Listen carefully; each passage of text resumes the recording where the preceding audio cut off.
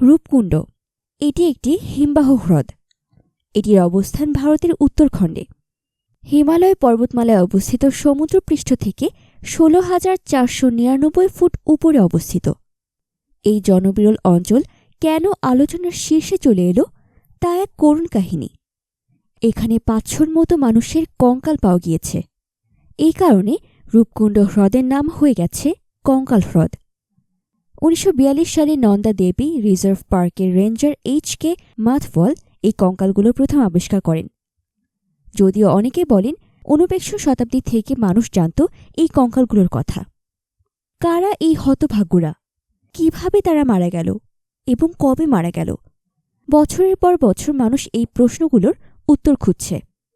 প্রথমে মনে করা হয়েছিল এগুলো জাপানি সৈন্যদের কঙ্কাল, যারা ওই অঞ্চলে অনুপ্রবেশ করেছিল কিন্তু ঠান্ডাতে মারা যায়।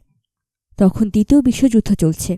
স্থানীয় ব্রিটিশ প্রশাসন বিষয়টি তদন্ত করতে গিয়ে দেখল কঙ্কালগুলো অন্তত ১ শতাব্দী প্রাচীন।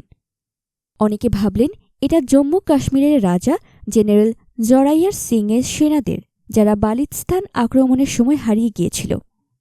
যাই হোক, ২০০৩ সালে ন্যাশনাল জিওগ্রাফিক চ্যানেলের উদ্যোগে একদল গবেষক এই রহস্য ভাঙার উদ্যোগ নেন। এর নেতৃত্ব দেন জার্মানির হাইডেলবার্গ বিশ্ববিদ্যালয়ের নৃতত্ত্ব বিভাগের প্রফেসর ড উইলিয়াম সাকস। এই দলটিতে ভারতীয় বিজ্ঞানীরাও ছিলেন। তারা নানা হাড় করে নমুনা সংগ্রহ করেন। এই দলটি একটি বিশাল সাফল্য লাভ করে যখন তারা একটি অক্ষত দেহ উদ্ধার করে। হিমালয়ের বরফ শীতল তাপমাত্রা এই দেহটিকে সংরক্ষণ করে রেখেছিল। এতে তারা ডিএনএ নমুনা সংগ্রহ করতে সুবিধা পেলেন। ফরেন্সিক বিশেষজ্ঞরা কঙ্কালের খুলিতে আঘাতের চিহ্ন পেলেন।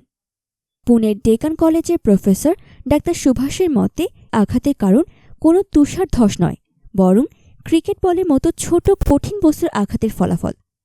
একই সাথে কয়েকশত মানুষ মাথায় এই রকম আঘাত পেল এবং মারা গেল। এটা নিশ্চয়ই উপর থেকে আঘাত এসেছে। তাদের ধারণা এটা শিলাবৃষ্টি হবে। এছাড়াও বিজ্ঞানীরা কাপড়, জুতা, কাচের চুড়ি, বাঁশের লাঠি উদ্ধার করেন। এ থেকে বোঝা যায় তারা তীর্থযাত্রী ছিল। সেখানে এখনও বরফের নিচে ৬০০ দেহ চাপা পড়ে থাকতে পারে। এই নমুনাগুলো পরবর্তীতে ব্রিটেনের অক্সফোর্ড বিশ্ববিদ্যালয়ের অ্যাডিওকার্বন এক্সেলারেটর ইউনিটে পাঠানো হয়। এটা ধারণা করা যায় যে আজ থেকে ১৩০০ বছর আগে ১,০০০-এর মতো লোক হিমালয়ের উপরে অজানা পরিবেশে চলছিল। তাদের সাথে কুলি হিসেবে ছিল স্থানীয়রা। সেখানে পুরুষ, মহিলা এবং শিশু ছিল। হঠাৎ প্রচণ্ড শিলাবৃষ্টি শুরু হল।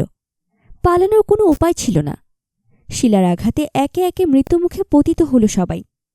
কিছুক্ষণের ভেতর রূপকুণ্ড হয়ে উঠল এক মৃত্যুপুরী।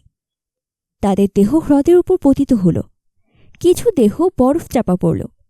দিন পেরিয়ে মাস হল, মাস পেরিয়ে বছর হল, তারপর শতাব্দীও কেটে গেল। কিন্তু রূপকুণ্ডর ভয়াবহ কথা মানুষ ভুলে গেল। এই রহস্যময় রূপকুণ্ড সম্পর্কে আপনারা আপনাদের মূল্যবান মতামত কমেন্ট করে জানাতে ভুলবেন না কিন্তু।